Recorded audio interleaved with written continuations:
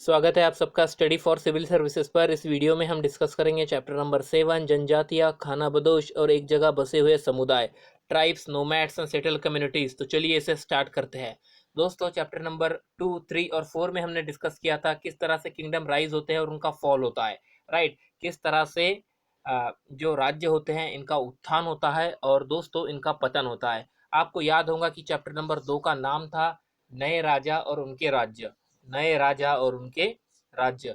Chapter number 3 में हमने दोस्तों बात की थी दिल्ली के सुल्तान के बारे में, और चैप्टर नंबर 4 में हमने चर्चा की थी मुगल साम्राज्य के बारे में, राइट। तो चैप्टर नंबर 3, 4 और चैप्टर नंबर 2, इन चैप्टर्स में हमने दोस्तों किंगडम्स के बारे में चर्चा की है। इन चैप्टर्स में हमने देखा है कि किस तरीके से कोई पर्टिकुलर किंगडम राइज हुआ है और उस किंगडम का बाद में पतन भी हुआ है, उसका फॉल भी हुआ है, राइट। ये सब चीज़ें ऑलरेडी हम इस सीरीज में देख चुके हैं, क्लास 7 की वीडियोस में डिस्कस कर चुके हैं, राइट। दोस्तों, इन सब उठापटक के बीच में जब ये राइज और फॉल की चीज़ें चलती आ रही है, इन सब उठापटक के बीच में हमें कुछ चीज़ें होती हुई दिखाई देती है, जैसे कि नए क्राफ्ट, राइट, नए आर्ट, जो प्रोडक्शन एक्टिविटीज़ होती है टाउन्स में और विलेजेस में, ठीक है, ये फलती फूलती है। मतलब देखिए, इनकी ग्रोथ जैसी होनी चाहिए वैसी होती रहती है। इस उठापटक के बीच में कलाओं, दस्तकारियों और उत्पादक गतिविधियों की नई किस्में शहरों और गांवों में फल फूल रही थी, राइट। शहरों और गांव में फल फूल रही थी। दोस्तों, over the centuries important political, social and economic development had taken place. इनका यहाँ पे कहने का अर्थ है दोस्तों कि एक लंबे अंतराल में कई महत्वपूर्ण राजनीतिक अर्थात पॉलिटिकल, सामाजिक अर्थात सोशल और आर्थिक परिवर्तन हुए, अर्थात इकोनॉमिक डेवलपमेंट, इकोनॉमिक चेंजेस हमें देखने को मिले। बट दोस्तों, जो सोशल चेंजेस होते हैं ये हर तरह पे एक जैसे नहीं होते हैं, ये हर जगह पर एक जैसे नहीं होते हैं। अर्थात सामाजिक परिवर्तन हर जगह पर समान नहीं होते हैं। ऐसा क्यों होता है? Because different kind of societies evolve differently. दोस्तों, अलग अलग तरह की जो सोसाइटीज होती है ये अलग अलग तरह से इवॉल्व होती है, राइट। अलग अलग किस्म के समाज अलग अलग तरीकों से विकसित हुए हैं, ऐसा इतिहास हमें बताता है, right. It is important to understand how, why this happen. और ये हमारे लिए समझना दोस्तों महत्वपूर्ण बनता है ऐसे स्थिति में कि ये कैसे हुआ और ये क्यों हुआ। तो इस अध्याय में यही चीजों पर हम बात करने वाले हैं। देखिए, जब हम सब कॉन्टिनेंट की बात करते हैं, इस उपमहाद्वीप की बात करते हैं, तो इस उपमहाद्वीप में दोस्तों काफी बड़ा पार्ट आता है, काफी बड़ा एरिया, जियोग्राफिकल एरिया ये अपने आप में कवर करता है, राइट। तो इस उपमहाद्वीप के बड़े हिस्से में सामाजिक परिवर्तन हुए हैं। इन सामाजिक परिवर्तनों के बारे में चर्चा इस वीडियो में हम करने वाले हैं दोस्तों। इस उपमहाद्वीप के बड़े हिस्से में समाज वर्ण के नियमानुसार पहले से विभाजित था, ठीक है। अकॉर्डिंग टू दी वर्ण सिस्टम, वर्ण के जो रूल थे, इस वर्ण के रूल के आधार पे जो हमारा समाज था इसे ऑलरेडी डिवाइड किया जा चुका था, इसे ऑलरेडी डिवाइड किया जा चुका था। और दोस्तों, ये रूल किसके द्वारा सुझाए गए थे? तो ये रूल देखिए प्रिस्क्राइब किए गए थे ब्राह्मण्स के द्वारा, ब्राह्मण लोगों के द्वारा ये रूल सुझाए गए थे। बड़े बड़े राजाओं द्वारा दोस्तों इन रूल्स का स्वीकार किया गया था, ठीक ठीक है। जो लार्ज किंगडम्स थे, इन किंगडम्स ने भी ब्राह्मणों द्वारा सुझाए गए, प्रिस्क्राइब किए गए जो रूल रेगुलेशन थे वर्ण सिस्टम से आधारित समाज को चलाने के लिए, इसे इसे एक्सेप्ट किया था, ठीक है, इसका स्वीकार किया था। तो दोस्तों, the differences between the high and low and between the rich and poor increased. यहाँ पर ये बात कह रहे हैं कि जो डिफरेंसेस थे ऊंचे और नीचे तथा अमीर और गरीब के बीच में जो फासला था, जो डिफरेंसेस थे, ये बढ़ गए, ठीक है, ये बढ़ते गए। दिल्ली के सुल्तान और दिल्ली के मुगल, आई मीन मुगल साम्राज्य और दिल्ली के सुल्तान, अध्याय 3 और अध्याय 4, दिल्ली के सुल्तान और मुगलों के काल में श्रेणीबद्ध समाज ज्यादा जटिल हो गया। ये जो श्रेणीबद्ध समाज था, जो 4 श्रेणियों में समाज को डिवाइड किया गया था ऑन द बेसिस ऑफ वर्ण सिस्टम। तो दोस्तों, ये जो डिवाइडेशन था ये ज़्यादा बढ़ गया, इसे इसकी ज़्यादा ग्रोथ देखने को हमें मिलती है दिल्ली सल्तनत और मुगल साम्राज्य के समय, राइट। तो चलिए आगे चलते हैं और पॉइंट बाय पॉइंट चर्चा को आगे बढ़ाते हैं। पहला हमारा मुद्दा है जिस पर हम चर्चा यहाँ पर करेंगे, जिस पर हम बात करेंगे, beyond big cities tribal societies, बड़े शहरों से परे जनजातीय समाज। There were however other kind of societies as well. दोस्तों, दूसरे तरह के समाज भी उस समय मौजूद थे। अलबत्ता दूसरे तरह का समाज भी उस समय पे मौजूद था। Many societies in the subcontinent did not follow the social rules and rituals prescribed by the Brahmins। यहाँ पर एक बात कही गई है कि उपमहाद्वीप में कई समाज ऐसे थे जो समाज ब्राह्मणों के द्वारा सुझाए गए नियम और कर्म कांड में यकीन नहीं करते थे, उन्हें फॉलो नहीं करते थे, उन्हें नहीं मानते थे। ठीक है। और दोस्तों, अक्सर ऐसे समाजों को जनजातियां कहा जाता था। राइट। तो एक तरीके से कहा जाए कि ये जो सिस्टम था, जिस सिस्टम पे समाज को डिवाइड किया गया था दोस्तों, ये सिस्टम अनइक्वल था। राइट है। यहाँ पर इक्वालिटी की किसी भी तरह की जगह नहीं थी। तो ऐसे में दोस्तों, जो सोसाइटीज इन्हें फॉलो नहीं किया करती थी, इन रूल रेगुलेशन को नहीं मानती थी, ऐसी सोसाइटीज को एक तरह से हम कहे तो इन्हें ट्राइबल्स के रूप में भी देखा गया है। बिकॉज ये जो मेन उस समय की जो मेन स्ट्रीम थी, राइट, जो प्रमुख ज्यादा जो बड़ा समाज था, इन तीन चार हिस्सों में बटा हुआ था दोस्तों, जो इन्हें नहीं फॉलो किया करते थे, एक तरह से इनसे अलग ही थे, तो इन्हें ट्राइब्स के रूप में भी देखा गया। अब देखिए, ये जो ट्राइब थे दोस्तों, इनका भी एक तरीके से बॉन्ड था, यूनाइटेड बॉन्ड था, किंगशिप बॉन्ड। राइट। प्रत्येक जनजाति सदस्य नातेदारी के बंधन से जुड़े होते थे। कई जनजातियां खेती से अपना जीवी मतलब अपनी अपना उदर निर्वाह चलाती थी। कुछ जनजातियां दोस्तों शिकार भी किया करती थी, एग्रीकल्चरल एक्टिविटीज में कुछ इन्वॉल्व थे। ये लोग हंटर और गैदरर थे। और दोस्तों देखिए, ज्यादातर अगर हम देखा जाए तो कंबाइन में ये एक्टिविटीज करते थे। मतलब ये पशुपालन भी करेंगे, ये हंटिंग भी करेंगे, ये गैदरिंग भी करेंगे। राइट। ये एग्रीकल्चरल एक्टिविटीज में भी पार्टिसिपेट करेंगे, मतलब एग्रीकल्चरल एक्टिविटीज को भी फॉलो करेंगे। दोस्तों ये सब ये लोग किया करते थे। अब आप कहेंगे, देखिए यहाँ पे कंबाइन इसलिए कहा जा रहा है, अगर कोई पर्टिकुलर सिर्फ हंटर है तो आवश्यक ही नहीं है दोस्तों कि हमेशा जब वो हंटिंग के लिए जाएगा तो उसे सफलता मिलेगी। अगर ऐसा रहा होता तो हंटर तो कभी जीता ही नहीं। राइट। उसका सर्वाइवल कितना डिफिकल्ट और कितना कठिन हो जाता उसके लिए। राइट। जो गैदरर है दोस्तों, अगर वो सिर्फ गैदरिंग पे ही अपना जीवन जीता, इस समय में जब हम मेडिवल भारत की बात कर रहे हैं, मेडिवल सब कॉन्टिनेंट की बात कर रहे थे, ये इसके लिए काफी मुश्किल था। राइट।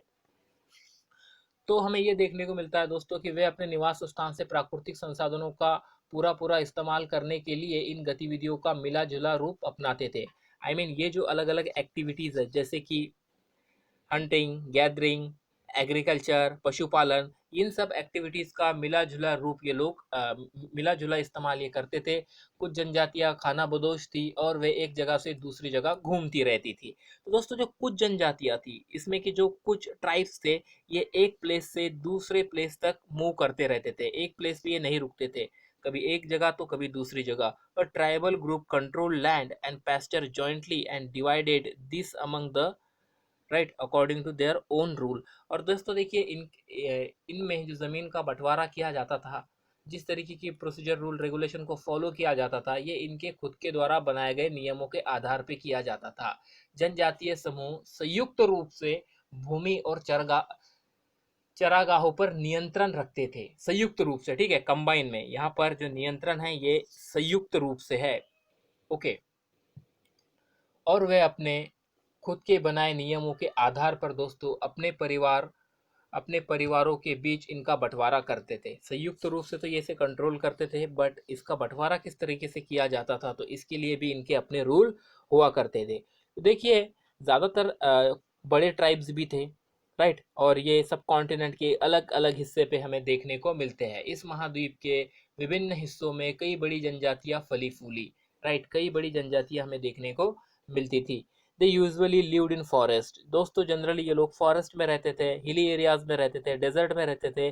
और एक तरीके से कहा जाए तो ऐसी जगह पे रहते थे जहाँ पर पहुंचना इतना आसान नहीं होता है, जैसे कि जंगल, पहाड़, रेगिस्तान और वो इलाके जो कि दुर्गम है।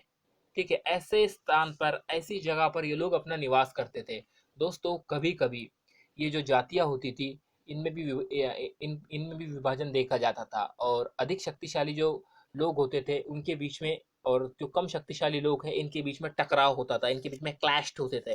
Right. Sometime they clashed with more powerful caste based societies. जो more powerful caste based societies थी, इनके साथ इनका क्लैश होता था। और देखा जाए दोस्तों तो अलग अलग तरह से ये जो ट्राइब थे, इन्होंने अपने फ्रीडम को मेंटेन रखा और अपना जो अलग कल्चर था मेन स्ट्रीम के लोगों से उस समय के, ठीक है, इनसे इन्होंने अपने सेपरेट कल्चर को भी प्रिजर्व करके रखा, बचा कर रखा। राइट। बट दोस्तों ये जो कास्ट बेस्ड सिस्टम है और ये जो ट्राइबल सोसाइटीज़ है, ये डिपेंड करती थी इनके डाइवर्स नीड पे। But the caste based and tribal society also depend on each others diverse need, मतलब एक दूसरे के ज़रूरतों पर ये क्या कह सकते हैं हम, निर्भर रहती थी।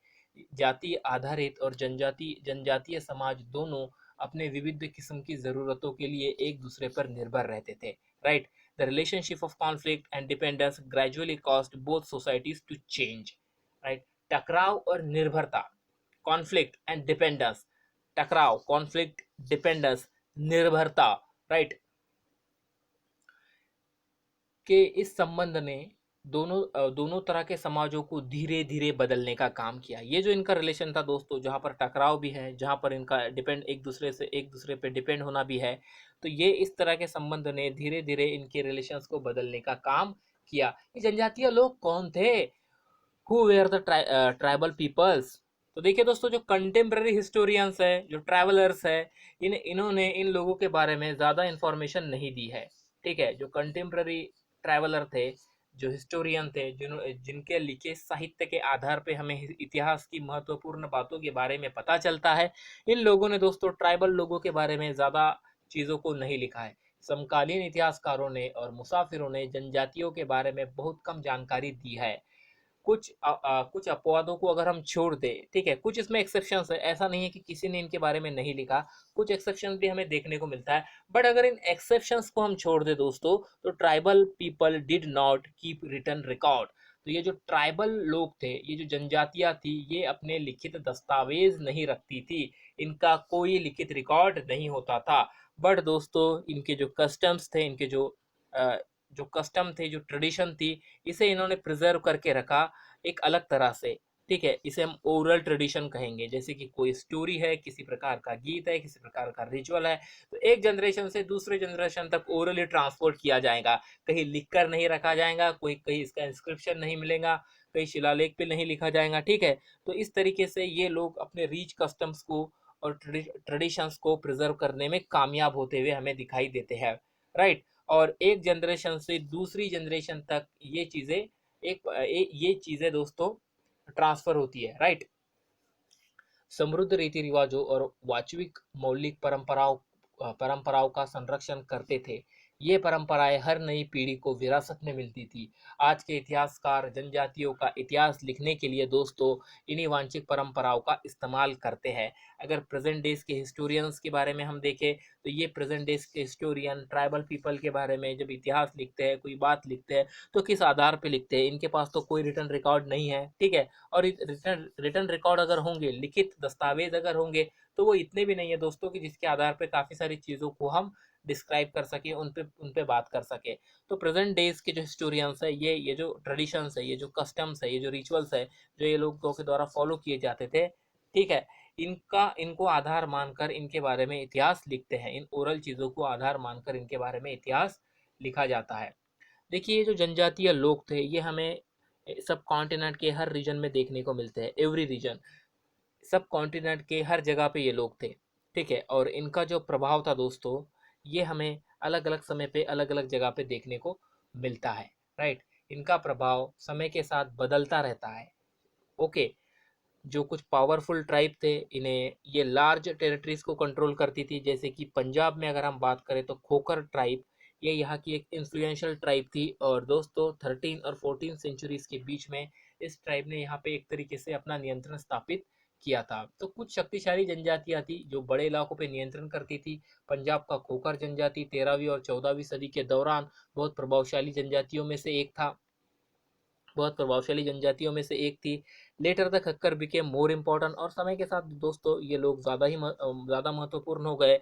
उनका जो चीफ था Kamal Khan Khokhar was made a noble mansabdar by emperor Akbar. समय के साथ ये कैसे महत्वपूर्ण हो गए, खग्गर लोग कैसे महत्वपूर्ण हो गए पंजाब में? देखिए दोस्तों, क्या होता है, जब अकबर एम्परर रहता है यहाँ पर, तो ये इनका जो लीडर होता है, इनका जो चीफ होता है खग्गर लोगों का, इसे मनसबदारी देता है, इसे मनसबदार नोबल अपॉइंट करता है। तो मुल्तान और सिंध का जो एरिया है दोस्तों, मुल्तान सिंध द लगन and Arghun dominated extensively region before they were subdued by the Mughal. यहाँ पर भी दो जनजातियों के बारे में बताया जा रहा है जो सिंध और मुल्तान रीजन पर एक तरीके से एक्सटेंसिवली इस रीजन को डोमिनेट किया करती थी। ओके, तो यहाँ तक हमने देखा दोस्तों कि किस तरीके से ये जनजातियाँ एक दूसरे से अलग भी थी, एक दूसरे के साथ इनकी सिमिलैरिटीज़ भी थी। कुछ जनजातियाँ दूसरे जनजातियों से ताकतवर थी और दोस्तों ये बड़े एरिया पे कंट्रोल भी किया करती थी, ट्राइबल पीपल, राइट। और यहाँ पर हमने मुल्तान और सिंध सिंध के एरिया में दो जनजातियों के बारे में जाना, लंगाह और अरगुन जिसे यहाँ पे कहा जा रहा है। तो ये वो जनजातियाँ थी दोस्तों जो कि इस एरिया पे अपना प्रभाव रखती थी। Okay, the Balochis were another large and powerful tribe in north west area में। ठीक है, उत्तर पश्चिम में एक और विशाल शक्तिशाली जनजाति थी बलोच। ये लोग अलग अलग मुखियों वाले कई छोटे छोटे कुलों में बटे हुए थे। अब ये जो बलोच लोग थे दोस्तों, इनके अलग अलग चीफ होते थे और इन चीफ के जो अलग अलग कुल होते थे, इन कुलों में क्लेन्स में ये लोग बटे हुए होते थे। In the western Himalaya lived the shepherd tribes Gaddis, right. पश्चिम हिमालय में गडरियों की जनजाति रहती थी। ठीक है, ये गडरिये थे, ये ट्राइब जो थी दोस्तों ये गडरिया थी। उपमहाद्वीप के सुदूर उत्तर पूर्व भाग पर भी नागा, अहोम और कई दूसरी जनजातियों का पूरी तरीके से प्रभुत्व था। देखिए, नॉर्थ ईस्टर्न जो पार्ट है सब कॉन्टिनेंट का, इस नॉर्थ ईस्टर्न पार्ट पे देखा जाए तो नागास, अहोम्स और जो दूसरी जनजातियां थी ये डोमिनेट किया करती थी, राइट। ये ट्राइब्स वहाँ पे डोमिनेट किया करते थे। In many area of present day Bihar and Jharkhand, Chero chiefdoms had emerged by the 12th centuries। और दोस्तों 12th centuries में झारखंड और बिहार के एरियाज में चेरो चेरो सरदारों का उदय हो चुका था, राइट। जो बादशाह अकबर थे, बादशाह अकबर के प्रसिद्ध सेनापति राजा मान सिंह ने दोस्तों इन पर अटैक किया था 1591 में और चेरोस को डिफीट किया था। तो राजा मानसिंह ने इन पे हमला किया था दोस्तों और इन लोगों को परास्त किया था, उन्हें लूट कर अच्छा खासा माल इकट्ठा किया गया, लेकिन वे पूरी तरह अधीन नहीं बन पाए। औरंगजेब के समय मुगल सेनाओं ने औरंगजेब का जब रेजिम था दोस्तों, औरंगजेब का जब रेन था, इस समय मुगल सेनाओं ने चेरोस को कैप्चर किया, राइट। और देखिए उस समय भी इनके बीच में कुछ चीज़ें घटित होती हुई हमें दिखाई देती है। मतलब उन्हें कैप्चर किया गया, उनके किलों पे कब्जा किया गया, राइट। और जनजाति को अपना अधीनस्थ बना लिया गया। इस क्षेत्र में रहने वाले महत्वपूर्ण जो जनजातियां थी दोस्तों, इस एरिया में रहने वाली महत्वपूर्ण जनजातियों में मुंडा और संताल थे, राइट। कौन कौन सी जनजातियों की हम यहाँ पे बात कर रहे हैं? यहाँ पर हम मुंडा और संताल जनजातियों की बात कर रहे हैं। यद्यपि ये उड़ीसा और बंगाल में भी रहते थे। और दोस्तों ये जो संताल और मुंडा जो जनजाति थे, ये जनजाति उड़ीसा और बंगाल में भी हमें देखने को मिलती थी, राइट। अब हम महाराष्ट्र का जो हाईलैंड है और Karnataka, were home of the Kolis, Berads and numerous others. Maharashtra में और कर्नाटका में दोस्तों कूली और बेराल जैसी जनजातियां हमें देखने को मिलती है। इसके अलावा वहाँ पर दूसरी जनजातियां भी थी, राइट। तो ये एक तरीके से पहाड़ी कोली की ये बात की जा रही है। बेरा तथा कई दूसरी जनजातियों के निवास स्थान के रूप में महाराष्ट्र और कर्नाटका उस समय प्रसिद्ध थे। कोली लोग गुजरात के कई इलाकों में भी रहते थे दोस्तों। कुछ और दक्षिण में भी कोरागा, वेतर, मारवाड़ और दूसरी जनजातियां विशाल आबादी थी, राइट। जो दूसरी जनजातियों की भी दक्षिण एरिया में भी एक तरीके से विशाल आबादी थी। Koragas, Vetars, Maravars and many others. The large tribe of Bhils was spread across western and central India. जो भील है दोस्तों, भीलों की बड़ी जनजाति पश्चिम और मध्य भारत में फैली हुई थी, राइट। पश्चिम और मध्य भारत में, वेस्टर्न और सेंट्रल इंडिया में भीलों की जो जनजाति थी, ये जनजाति फैली हुई थी। 16वीं सदी का अंत आते आते उनमें से कई एक जगह बसे हुए खेतिहार और यहाँ तक कि जमींदार बन चुके थे। 16th सेंचुरी के आते आते दोस्तों इन जनजातियों में से कुछ लोग सेटल्ड हो गए, एग्रीकल्चरिस्ट बन गए, खेतीहार बन गए और यहाँ तक कि ये लोग जमींदार भी बन गए। तो देखिए जो भीलों के कुल थे, राइट, जो इनके कुल थे दोस्तों, ये शिकारी संग्राहक बने। मतलब काफ़ी अलग अलग एक्टिविटीज़ में ये लोग इन्वॉल्व थे। अगर हम मौजूदा समय की बात करें तो छत्तीसगढ़, मध्य प्रदेश, महाराष्ट्र, आंध्र प्रदेश में गोंड लोग बड़ी तादाद में फैले हुए हैं। ये जो गोंड लोग हैं दोस्तों, ये छत्तीसगढ़, मध्य प्रदेश, महाराष्ट्र और आंध्र प्रदेश में बड़ी तादाद में फैले हुए हमें दिखाई देते हैं। How nomads and mobile people lived. खाना बदोश और घुमंतु लोग कैसे रहते थे। यहाँ पर खाना बदोश और घुमंतु लोगों के बारे में बात की जा रही है।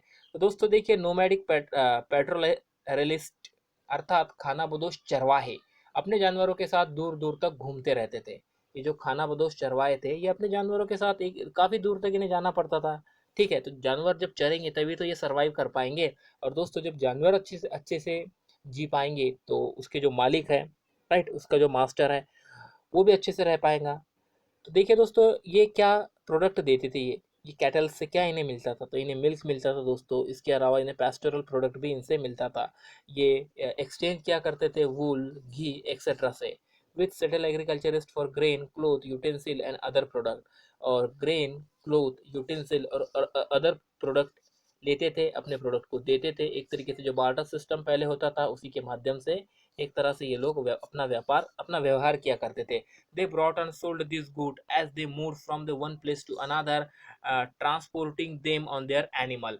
और एक जगह से दूसरी जगह ये अपनी चीज़ों को ले जाते थे। एनिमल के जो इनके एनिमल्स थे, इनका यूज़ किया जाता था ट्रांसपोर्टेशन के लिए। तो हमने यहाँ पर बात की है खाना बदोश चरवाहों के बारे में, जो अपने जानवरों के साथ काफ़ी दूर तक घूमते थे। दोस्तों, उनका जो जीवन था वो दूध और अन्य पशुचारी उत्पादों पर ही निर्भर था। वे खेतिहार ग्रस्तों से अनाज, कपड़ों, बर्तन, ऐसी चीज़ों चीज़ों के लिए ऊन, घी इत्यादि विनिमय किया करते थे। इत्यादि का मतलब एक तरीके से बार्टर सिस्टम के माध्यम से ये लोग डील किया करते थे। ओके दोस्तों, देखिए, कुछ खानाबदोश अपने जानवरों पर सामानों की ढुलाई का भी काम करते थे। राइट, जहाँ जैसा कि हमने देखा कि ये ट्रांसपोर्टिंग के लिए भी अपने जानवरों का, अपने एनिमल्स का यूज़ किया करते थे। एक जगह से दूसरी जगह आते जाते समय सामान की खरीद फरोख्त के लिए ये काफ़ी अच्छा रहता था। राइट, अब हम बंजारास की बात करते हैं दोस्तों। बंजारा एक इम्पोर्टेंट ट्रेडर थे, ट्रेडर नोमैड्स थे, जिन्हें तंडा भी कहा जाता था। मतलब एक तरीके से यहाँ पर एक शब्द का प्रयोग किया गया है। बंजारा लोग सबसे महत्वपूर्ण व्यापारी खानाबदोश थे, फर्स्ट ऑफ ऑल। दूसरी बात देखिए दोस्तों, उनका जो कारवा था, इसे टंडा कहा जाता था, इसे टंडा कह के बुलाया जाता था। सुल्तान अलाउद्दीन खिलजी अध्याय 3 में जिसके बारे में हमने बात की थी, बंजारों का ही इस्तेमाल किया करता था दोस्तों। और देखिए, बंजारों का इस्तेमाल कर कर ये अपनी अनाज की ढुलाई किया करता था। सुल्तान अलाउद्दीन खिलजी ने इनका यूज़ किया। Emperor Jahangir wrote in his memories that the Banjaras carried grain on their bullocks from different area and sold it towns. देखिए, बादशाह जहांगीर ने अपने स्मरणों में लिखा है कि बंजारा विभिन्न इलाकों से अपने बैलों पर अनाज लेकर शहरों में बेचते थे। सैन्य अभियानों के दौरान मुगल सेना के लिए खाद्यान्नों की ढुलाई का काम भी दोस्तों ये लोग करते थे। मुगल आर्मी के लिए जो मिलिट्री कैंपेन मुगल आर्मी चलाती थी, देखिए आर्मी तभी सर्वाइव कर पाएंगी ना, आर्मी तभी लड़ पाएंगी जब उससे अच्छा खाना मिलेगा। अब दोस्तों, आर्मी का जब कोई कैंपेन चल रहा है तो साथ में उसके खाने की भी तो व्यवस्था की जाती होंगी। तो ये इस व्यवस्था के लिए यहाँ पर बंजारों की बात की जा रही है कि इनका यूज़ किया जाता था दोस्तों। और ये लोग, ये जो ग्रेन होता था, खाने की जो सामग्री होती थी, इसे लेकर चलते थे। विद विद लार्ज में यहाँ पर बात की गई है दोस्तों कि तकरीबन 1,000 बुल की यहाँ पर बात की गई है। ओके, किसी भी विशाल सेना के लिए 1 लाख बैल अनाज ढोते थे। यहाँ पर 1 लाख बैलों की बात की जा रही है। राइट, सुना आपने, 1 लाख बैल। 1 लाख बैल भी होते थे दोस्तों, जो कि अनाज ढोया करते थे जब कोई सेना एक जगह से दूसरी जगह जाती थी, मिलिट्री कैंपेन्स होते थे। तो उस समय कितना कठिन रहा होगा इन लोगों के लिए। बट दोस्तों, इतिहास में ऐसे लोगों ने भी काफ़ी कुछ किया है, ऐसा हमें आज पता चलता है। राइट, आगे चलते हैं। आगे हम बात करते हैं दोस्तों, जो पशुचारी जनजातियाँ थी, पेस्टोरल ट्राइब्स जिसे कहते हैं। जो पेस्टोरल ट्राइब्स थे, ये मवेशी और घोड़ों जैसे कि जानवरों को पालने, पोसने और संपन्न लोगों के हाथों में बेचने का काम करते थे। ये क्या करते थे दोस्तों, ये एनिमल्स को रेयर किया करते थे, ये हॉर्सेस को रेयर किया करते थे, इन्हें सोल्ड किया करते थे। जो प्रॉस्पेरस लोग थे दोस्तों, ये ऐसे लोग से परचेज किया करते थे। Right, they purchased for their self. छोटे मोटे फेरी वालों की भी विभिन्न जातियां भी एक गांव से दूसरे गांव में भ्रमण किया करती थी। और दोस्तों देखिए, जो पैटी पैडलर्स थे, छोटे मोटे फेरी वाले थे, इनकी भी जो जातियां थी, इनकी भी जो कास्ट थी, ये एक विलेज से दूसरे विलेज तक ट्रैवल किया करती थी। और दोस्तों, ये रोप्स, रीड, स्ट्रॉ मैटिंग और कोर्स सैग जैसी चीज़ों को बेचा करते थे। रस्सी हो गई, सरकड़े की चीज़ें, फूस की चटाई और मोटे बोर जैसे कि माल बनाते और बेचते थे। राइट। कभी कभी भिक्षुक लोग भी दोस्तों घुमंतु सौदागरों का काम करते थे। Some time mendicants act as a wandering merchant. कभी कभी जो भिक्षुक लोग भी घुमंतु सौदागरों का काम करते थे। नर्तकों, गायकों और अन्य तमाशबीनों की भी जातियां थी, जो विभिन्न नगरों में एक गांव से दूसरे गांव में कमाई के लिए, अपनी कला का प्रदर्शन करने के लिए दोस्तों घूमती रहती थी। राइट। वो अपने कला का प्रदर्शन करने के लिए, जिसकी जो ही एक आधार था उनके जीने का, इसलिए दोस्तों एक टाउन से एक विलेज, यू कहे कि town to town, village to village, ये ट्रैवल किया करते थे। अब हम बात करते हैं दोस्तों बदलता समाज। फर्स्ट ऑफ ऑल बदलता समाज, नई जातियां और श्रेणियां, इस टॉपिक पे। Changing society, new caste and hierarchies. Okay. As the economy and need of the society grew, people with new skill were acquired. देखिए दोस्तों, जैसे जैसे अर्थव्यवस्था और समाज की ज़रूरतें बढ़ती है, नए हुनर वाले लोगों की आवश्यकता पड़ती है। राइट। जैसे जैसे समाज की और अर्थव्यवस्था की ज़रूरतें बढ़ती है, वैसे वैसे नए हुनर वाले स्किल्ड लोगों की आवश्यकता पड़ती है। दोस्तों, वर्णों के भीतर छोटी छोटी जातियां उभरने लगी। Right. Smaller caste jatis emerge within the varnas. For example, new caste appeared among the Brahmanas. Brahmanas में भी हमें नई कास्ट अपीयर्ड होते हुए दिखाई देती है। ब्राह्मण्स के बीच में भी नई जातियां इमर्ज होने लगी।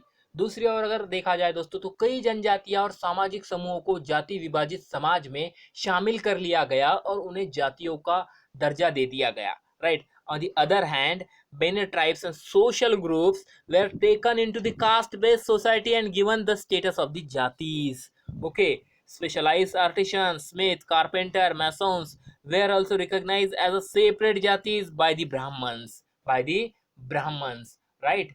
दूसरी ओर जब हम दूसरी जनजातियों की बात करते हैं, जिन्हें सामाजिक समूहों को जाति विभाजन समाज में शामिल कर लिया गया था, मतलब इन्हें भी दोस्तों इसमें जगह दे दी गई थी, तो देखिए विशिष्ट प्रकार के कार्य करने वाले जो लोग थे, सुनार, लोहार, बढ़ई, राजमिस्त्री, इन लोगों को ब्राह्मणों के द्वारा जातियों के रूप में मान्यता दे दी गई थी। वर्ण की बजाय जाति का समाज संगठन का आधार बन रहा था। राइट।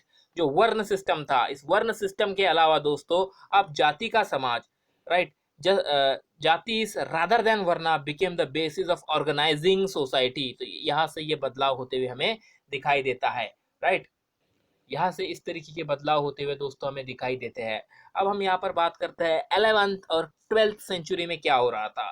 देखिए दोस्तों, 11वीं और 12वीं सदी तक आते आते, 11वीं और 12वीं सदी तक पहुंचते पहुंचते क्षत्रियों के बीच नए राजपूत गोत्रों की ताकत में काफी इजाफा हुआ। वे हून, चंदेल, चालुक्य और कुछ दूसरी वंश परंपराओं से आते थे। Right. They comes from the different lineage such as Huns, Chandelas, Chalukyas and other. इन परंपराओं से ये लोग आते थे। इनमें से कुछ पहले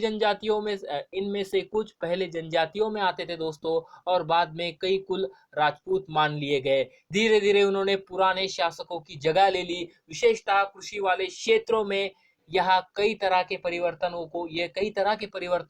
हो रहे थे। जैसे कि शासकों ने शक्तिशाली राज्यों का निर्माण में अपनी संपदा का इस्तेमाल किया। शासकों ने क्या किया कि शक्तिशाली राज्य के निर्माण में अपनी संपदा का प्रयोग किया, अपनी संपदा का इस्तेमाल किया। तो इस तरीके के बदलाव, इस तरीके के चेंजेस 11वीं और 12वीं सदी के आते आते हो रहे थे। Right. The rise of Rajput claims to the position of ruler set an example for the tribal people to follow. तो देखिए, ट्राइबल लोगों के लिए एक तरीके का उदाहरण हो गया। शासकों के रूप में राजपूत गोत्रों का उदय एक तरह का उदाहरण था कि जनजातीय लोग भी इसे फॉलो कर सकते हैं, इसका अनुसरण कर सकते हैं दोस्तों, और ऐसा होने भी लगा था। राइट। ग्रेजुअली, धीरे धीरे ब्राह्मणों के समर्थन से कई जनजातियां जाति व्यवस्था का हिस्सा बन गई। ग्रेजुअली, धीरे धीरे, support of Brahmins, many tribes became a part of the caste system, but only the leading tribe families could join the ruling class. Right. धीरे धीरे ब्राह्मणों के समर्थन से कई जनजातियां जाति व्यवस्था का हिस्सा बन गई, जाति व्यवस्था का पार्ट बन गई। लेकिन केवल कुछ प्रमुख जनजातियों के ही परिवार शासक वर्ग के रूप में अपनी जगह बना पाए। शासक वर्ग के रूप में रह पाए, शामिल हो पाए।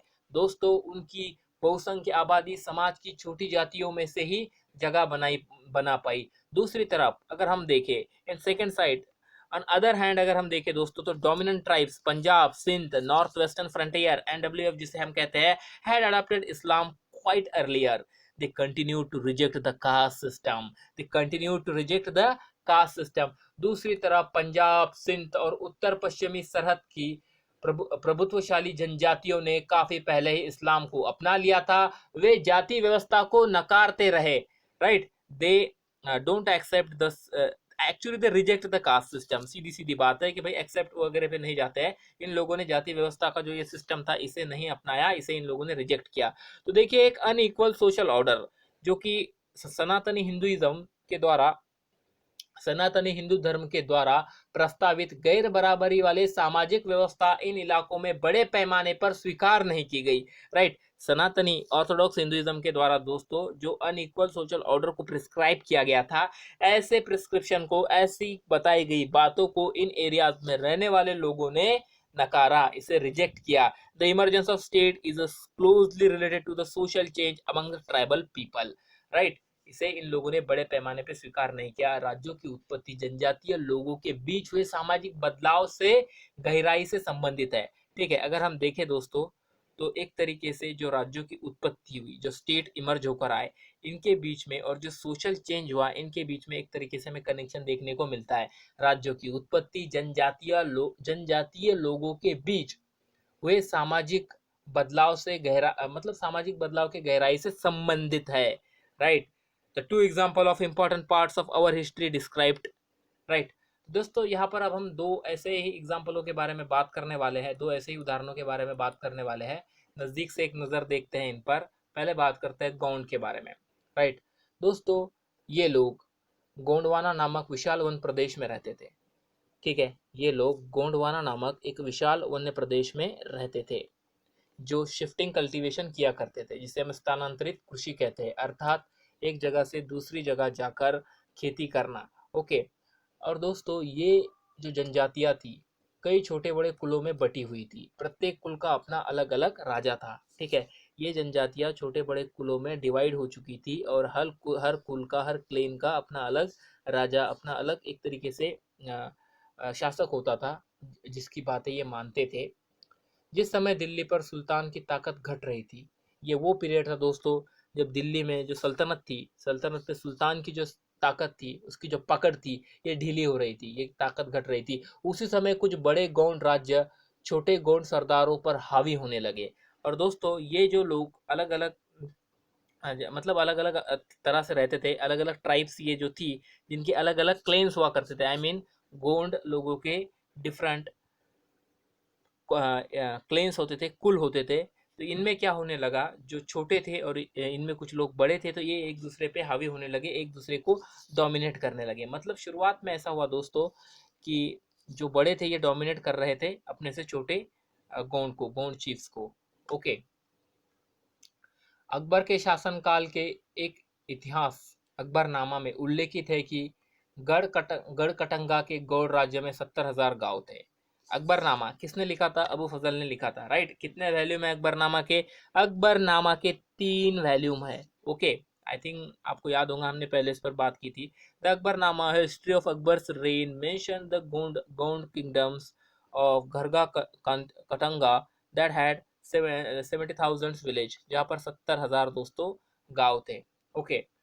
अब हम बात करते हैं कि देखिए, इनका जो एडमिनिस्ट्रेटिव सिस्टम था, इन किंगडम्स का जो एडमिनिस्ट्रेटिव सिस्टम था, ये सेंट्रलाइज होते गया।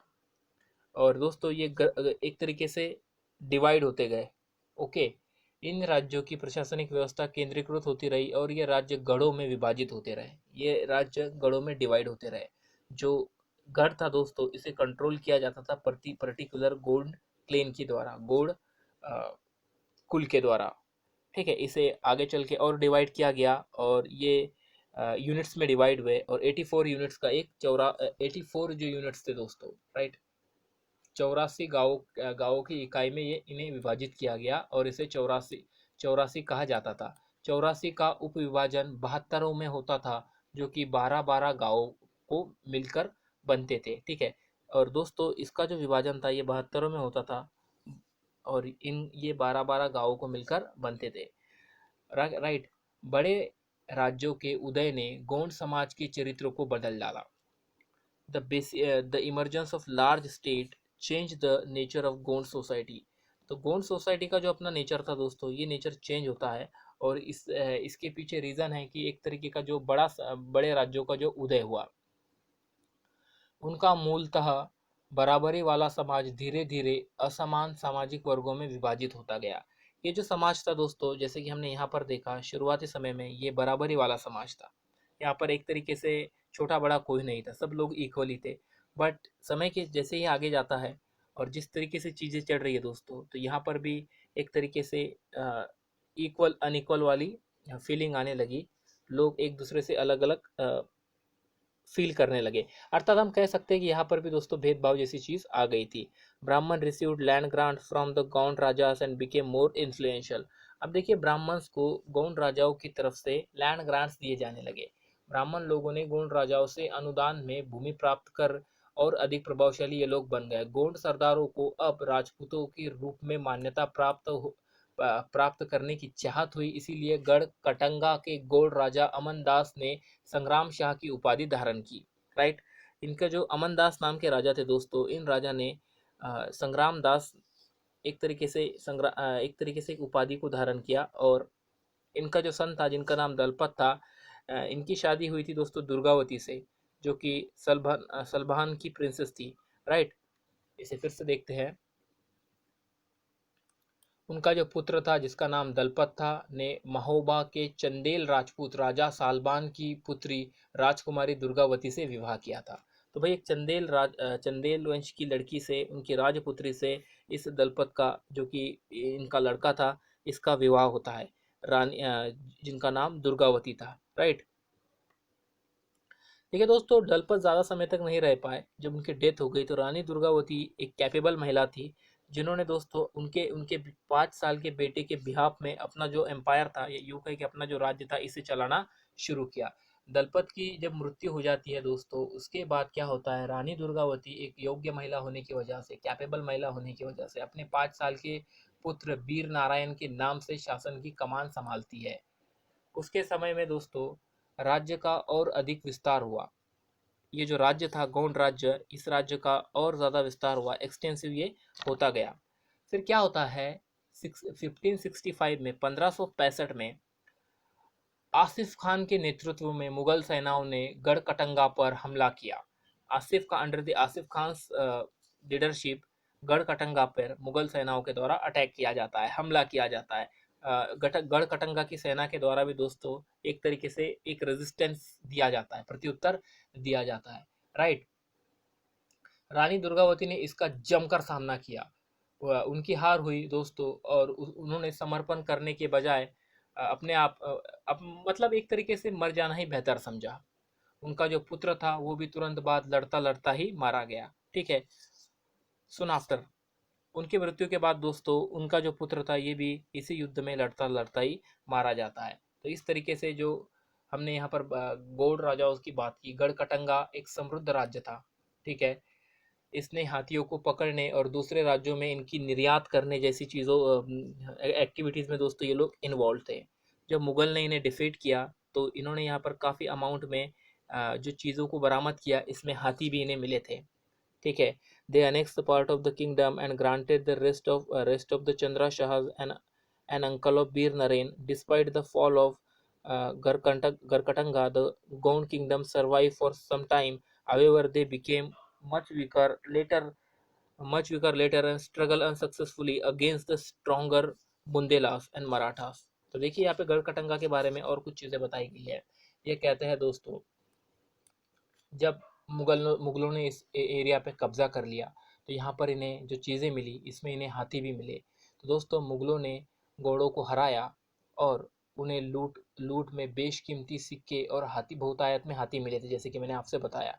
उन्होंने उस राज्य का दोस्तों एक भाग अपने कब्जे में कर लिया और शेष भाग वीर नारायण के चाचा चंदर शाह को दे दिया। गढ़कटंगा के पतन के बावजूद गौड़ राज्य कुछ समय तक चलता रहा, लेकिन वे काफ़ी कमज़ोर हो गए थे। और दोस्तों बाद में जो अधिक शक्तिशाली बुंदेलास थे, मराठास थे, इनके खिलाफ उनका संघर्ष, वो लोग संघर्ष नहीं कर पाए। ठीक है, ये राज्य संघर्ष नहीं कर पाया गढ़कटंगा, और ये असफल रहे। अब हम बात करते हैं अहोम के बारे में। ठीक है, तो दोस्तों अहोम लोग मौजूदा म्यांमार से आकर 13वीं सदी में ब्रह्मपुत्र घाटी में आवासे थे। जो मौजूदा म्यांमार है, इस जगह से ये आए थे, 13th सेंचुरी में ये आए थे। और दोस्तों ब्रह्मपुत्र की जो वैली है, यहाँ पर ये लोग आ बसे थे। तो म्यांमार से ये माइग्रेट करते हैं, ब्रह्मपुत्र के वैली में आ बसते हैं। 13th सेंचुरी के समय की ये बात है, राइट। तो दोस्तों देखिए, they created a new state by suppressing the older political system of the Bhuya landlords.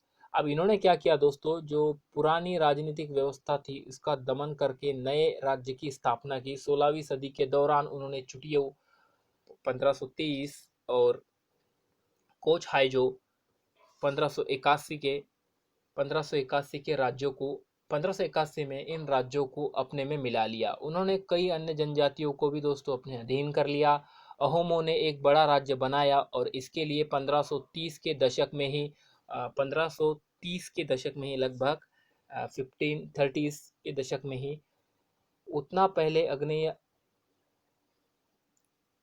उतना पहले अग्नेय अस्त्रों का इस्तेमाल किया।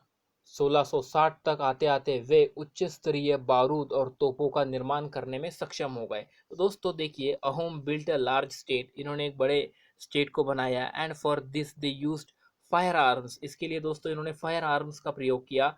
और इसकी शुरुआत 1530s में हो चुकी थी। और 1660 के आते आते दोस्तों ये लोग एक तरीके से हाई क्वालिटी की गन पाउडर्स बनाने लगे, राइट। उच्च स्तरीय बारूद और तोपों का निर्माण करने में ये लोग सक्षम रहे। अहोम्स की यहाँ पर हम बात कर रहे हैं। देखिए दोस्तों, इसके अलावा अगर हम देखें तो अहोम ने काफ़ी इन्वेजन्स को का सामना किया साउथ वेस्ट से, राइट।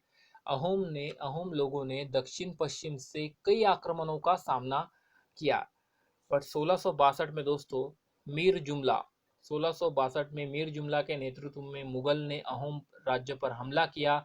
बहादुरी से सामना करने के बावजूद भी दोस्तों अहोम लोगों की पराजय हो गई। ठीक है, बहादुरी से यह सामना करते हैं दोस्तों, फिर भी इनकी पराजय हो जाती है, इन्हें यहाँ पर लॉस देखना पड़ता है, राइट।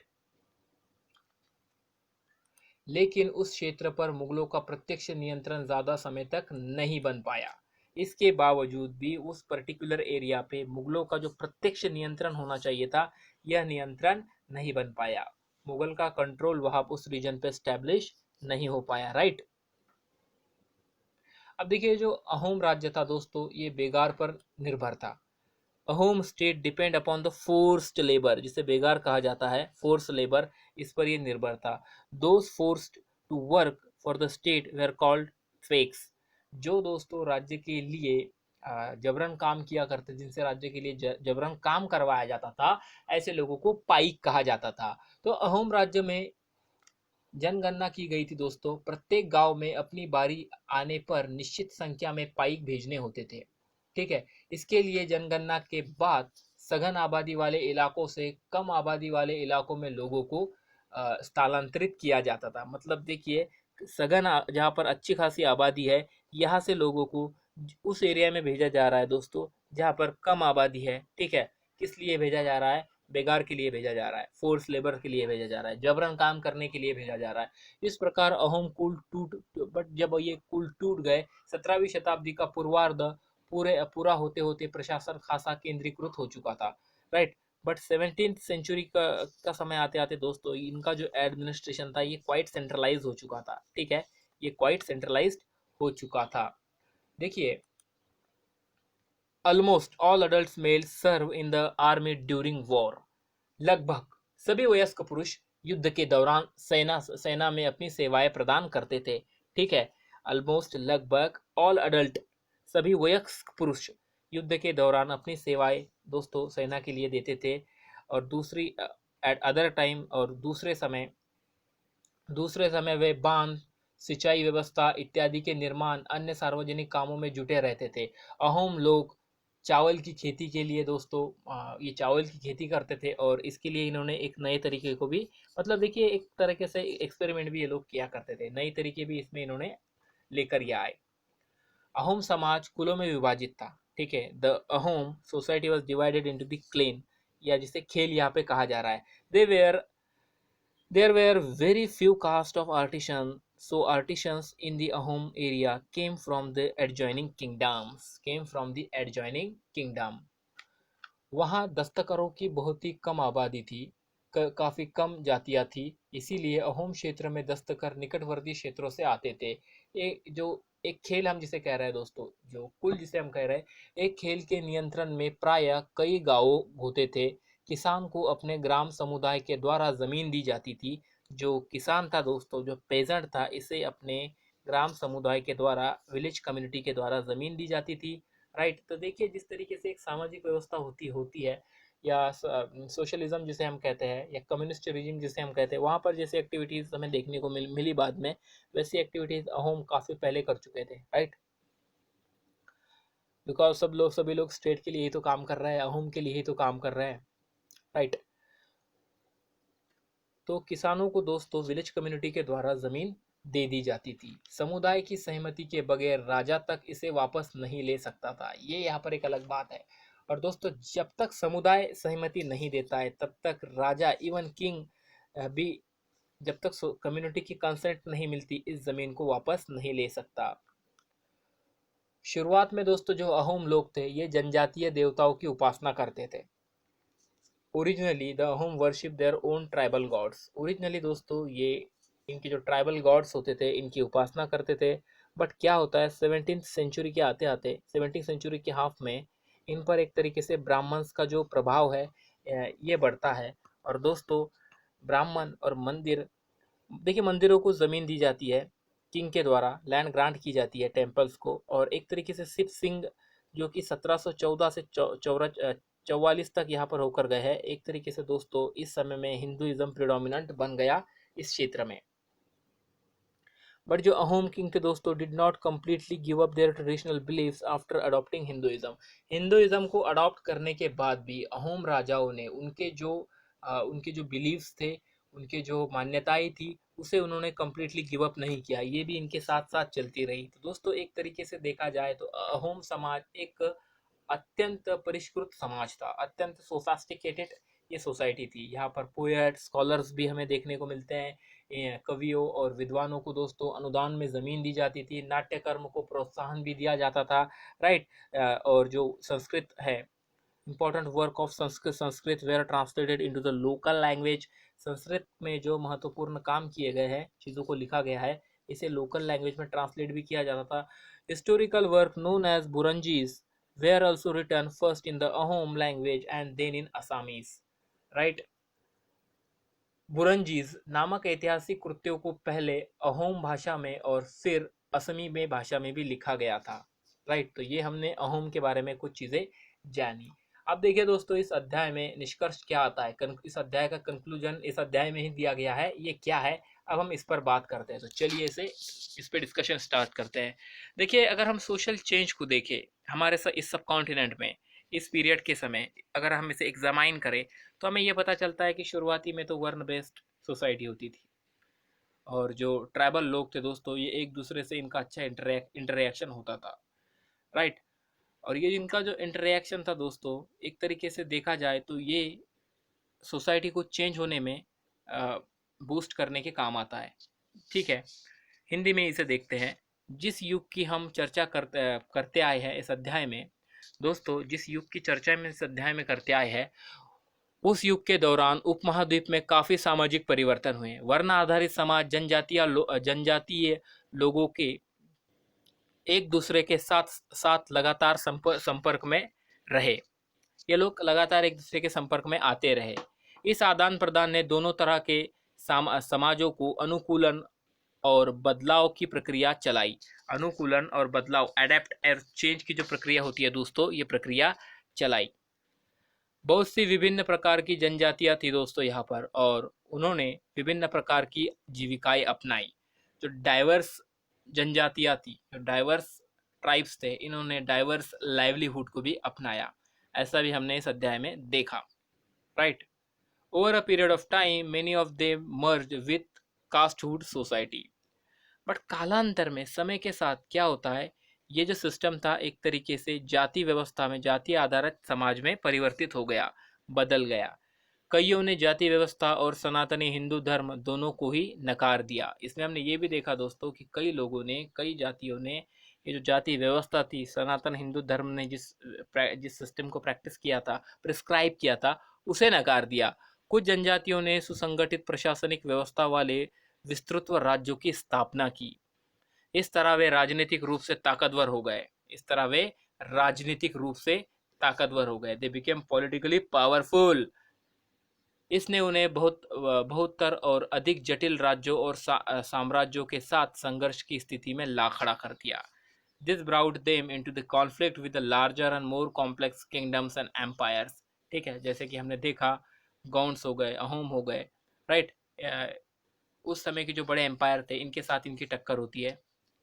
अब हम बात करते हैं दोस्तों, देखिए इस ये जो सीरीज़ है क्लास 7 की, इसमें लास्ट में इन लोगों ने क्या दिया है, जो contemporary world politics, I mean contemporary जो वर्ल्ड हिस्ट्री है, इसमें इस समय पे क्या चीज़ें घटित हो रही थी, जैसे कि हमने 12th सेंचुरी की बात की इस अध्याय में, तो वो भी हमारे साथ शेयर की गई है। यहाँ पर पर्टिकुलरली मंगोल्स के बारे में बात की जा रही है। इतिहास में सबसे प्रसिद्ध पशुचारी और शिकारी संग्राहक जनजाति मंगोल की थी, right? Right, the best known pastoral and hunter gatherer tribe in the history were the Mongols. They inhabited the grassland steppes of Central Asia and forecasted area further north. Okay, way Madhya Asia में घास के मैदानों और थोड़े उत्तर की ओर के one प्रांतों में बसे हुए थे। राइट, थोड़े उत्तर की ओर वन प्रांतों में ये लोग बसे हुए थे। बाय 1206 में दोस्तों चंगेज खान ने मंगोल और तुर्की जनजातियों में एकता पैदा करके उन्हें शक्तिशाली सैन्य बल में बदल डाला। देखिए यहाँ पर एक आदमी आता है जिसका नाम चंगेज खान बताया जा रहा है। आपको पता है चंगेज खान के बारे में, आपने ज़रूर आपको पता होगा। ये आते हैं, ये क्या करते हैं, मंगोल और टर्किश जो ट्राइब होती है दोस्तों, इनमें एकता पैदा करते हैं और इन्हें पावरफुल मिलिट्री फोर्स में तब्दील कर देते हैं। ठीक है, एक तरीके के पावरफुल मिलिट्री फोर्स में इन्हें कन्वर्ट कर देते हैं। अब देखिए दोस्तों, जब इनकी डेथ हुई 1227 में चंगेज खान की डेथ हुई, तो उस समय इनके पास काफ़ी बड़ा एरिया इनके कंट्रोल में था। एक विस्तृत प्रदेश पे दोस्तों इनका शासन था।